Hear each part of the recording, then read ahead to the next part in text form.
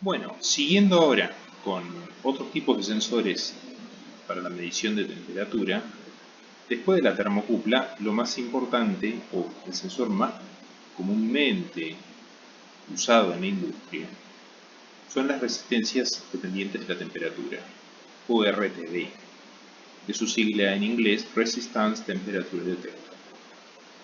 El funcionamiento de este tipo de sensores se basa en la dependencia de la resistividad de los materiales respecto de la temperatura.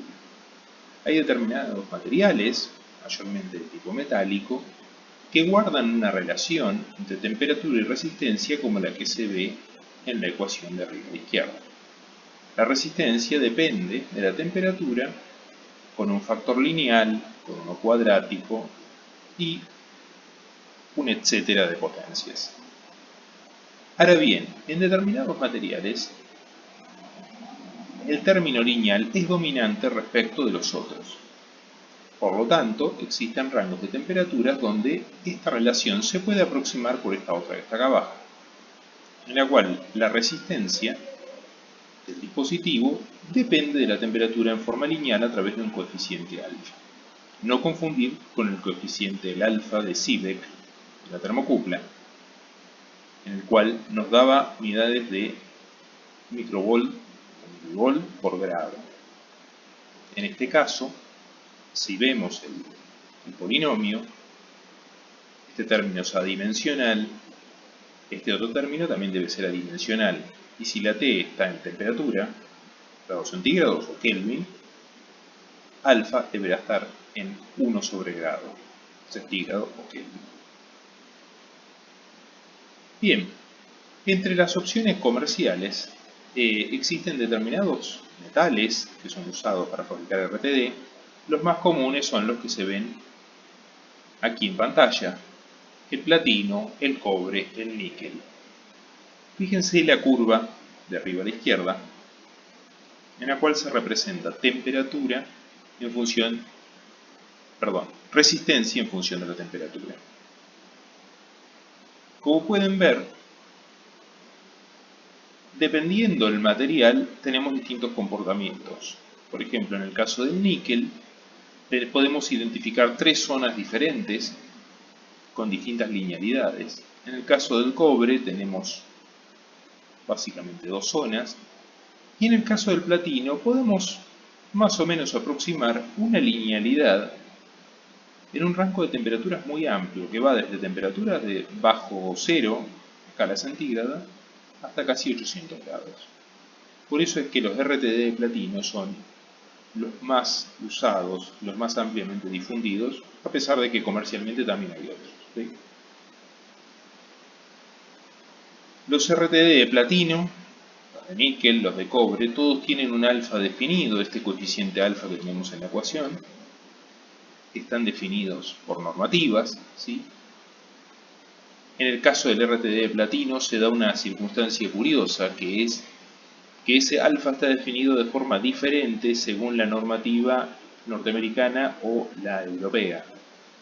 La norma norteamericana ASTM 1137 define al alfa del RTD de platino como 3,92 por 10 a la menos 3, 1 sobre grado, mientras que la norma de la Comisión Electrotécnica Internacional, que es la que es usada en Europa y casi el resto del mundo, la IEC 60751, toma el valor de 3,85 por 10 a la menos 3. Esta pequeña diferencia en el coeficiente hace que el uso de RTDs fabricados según una norma u otra, digamos, en forma equivocada, poner un RTD bajo norma IEC donde teníamos que poner un RTD bajo norma STM o viceversa, se puedan obtener pequeños errores, o no tan pequeños. Aquí, por ejemplo, en una medición de 100 grados centígrados podemos tener un error de medición de 2 grados. Estamos hablando de un 2%. Es cierto, pareciera poco, pero en determinados procesos críticos donde tenemos que controlar con una exactitud muy elevada, este error podría no ser tolerable. En la tabla de la derecha vemos una breve comparativa entre estos metales, en la cual se puede notar que el RTD de platino tiene el rango de temperatura más amplio. Por eso es que es el más comúnmente usado. ¿Cómo se realiza la medición con un RTD? Cuando teníamos una termocupla, la medición pasaba por censar una tensión y amplificarla. La termocupla se comportaba como una fuente de tensión casi ideal. Era una fuente de tensión con una resistencia casi nula. En este caso, la temperatura, las variaciones de temperatura se manifiestan no en tensiones, sino en variaciones de resistencia. Por lo tanto, lo que tenemos que implementar es un circuito de medición de resistencia. Lo más común para medir resistencia es inyectar una corriente controlada, como está en este circuito, y medir la tensión que desarrolla. Por la I de ohm, V igual a I por R. Si la I es conocida porque la fuente es una fuente controlada patrón, midiendo la tensión podemos despejar la resistencia. Ahora bien, si hacemos esa medición tal como lo he dicho, va a aparecer un pequeño error, o no tan pequeño, que es la resistencia de los cables. Claro, ustedes podrán decir, ¿qué puede introducir de error un par de cables que tienen una resistencia despreciable? Es cierto, en un principio uno puede asumir esto, pero asumiendo un ambiente donde por ahí el RTD está conectado en un punto del proceso, ya sea en una cañería, en un horno o en algún punto de un proceso industrial, y el circuito de medición no está en ese mismo lugar físico porque es difícil de acceder, difícil de instalar o lo que fuera, tenemos que conectarlo a través de un par de cables que podrían ser largos y podrían tener varios metros. Y en ese caso ya la resistencia no es tan despreciable.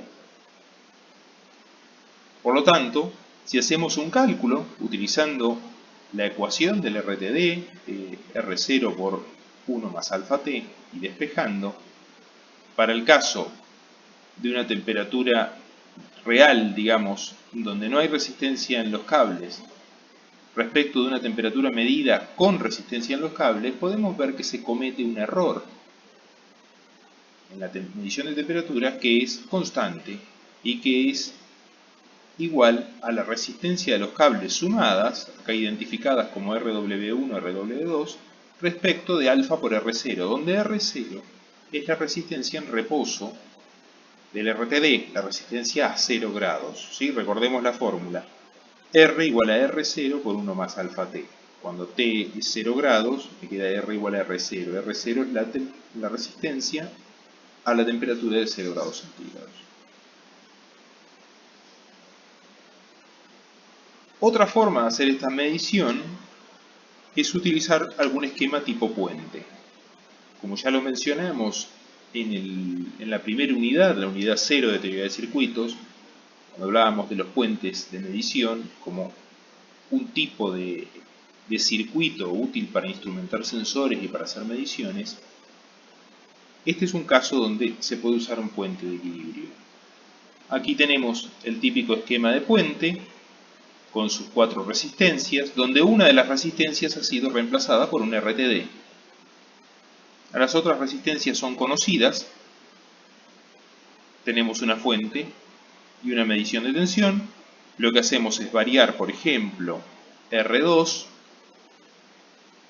y conseguir la condición de equilibrio del puente, esto es Vout igual 0. Cuando logramos esa condición, sabemos que el producto de las resistencias cruzadas es nulo. O sea, básicamente sale de plantear que la tensión en este nodo respecto de este otro que estoy señalando son iguales. Si despejamos, llegamos a esta ecuación de acá.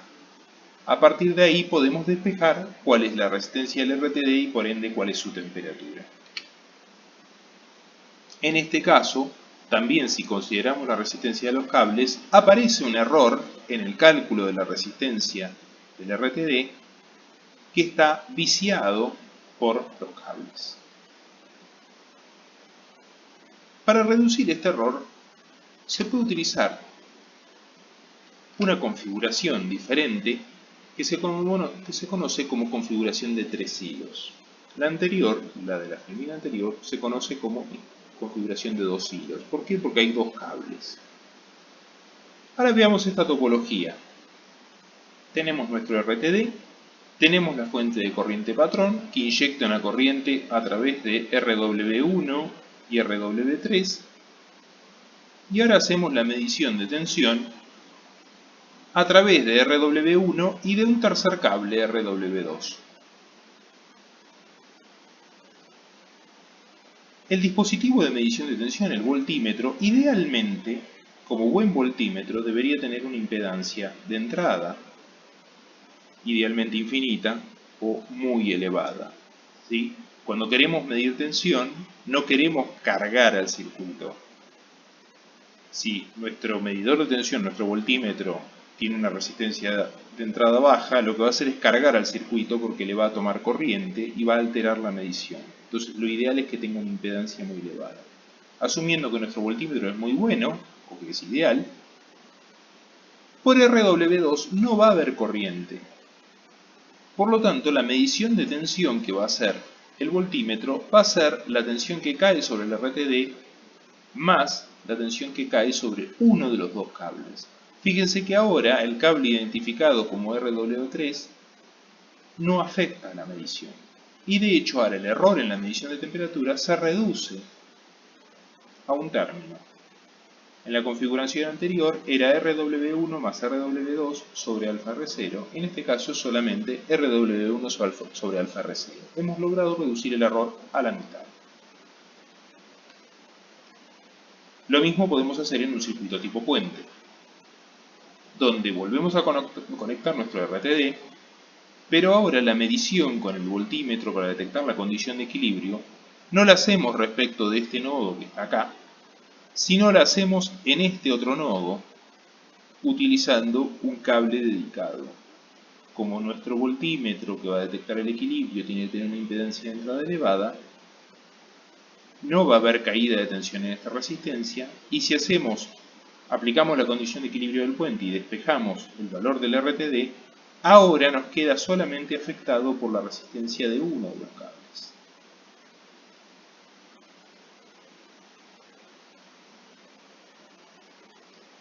En el caso ideal que utilicemos R1 igual a R2, por ejemplo, y que la resistencia de los cables RW1 y RW2 sea exactamente igual, lo cual podría ser bastante cierto si se trata de dos cables iguales de la misma longitud, podemos llegar a asegurar que RT es igual a R3 y que este error se cancela con este otro.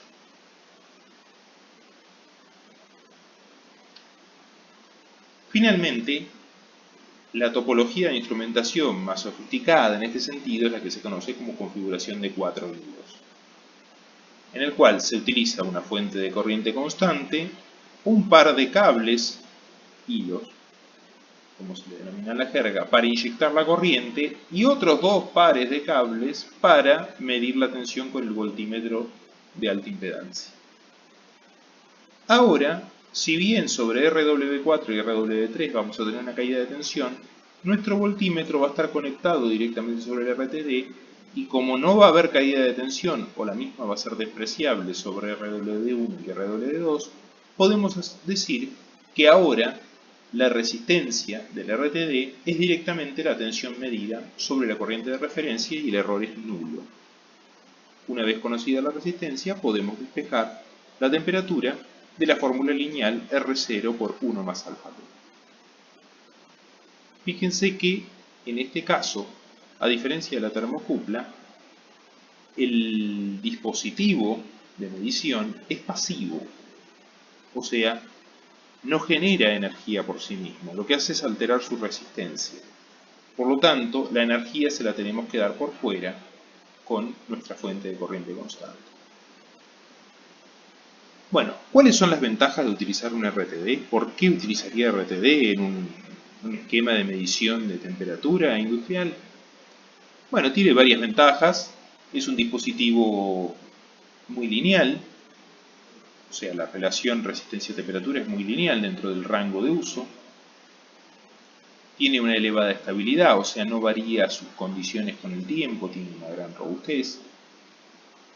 La intercambiabilidad, ¿esto qué quiere decir? Se me rompe un RTD y voy y lo reemplazo por otro igual y no debería haber ningún cambio en la medición.